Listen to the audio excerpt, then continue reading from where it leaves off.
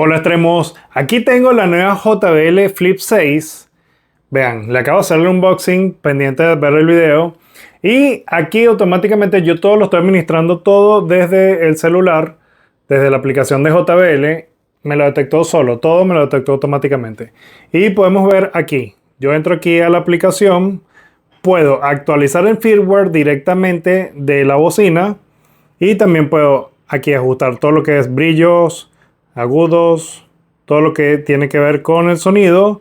Y también tengo la opción para parearlo con otra bocina. Por ejemplo, si tengo dos bocinas de estas, puedo hacer casi que un home theater y conectar dos, una que suene por el lado izquierdo y otra por el lado derecho.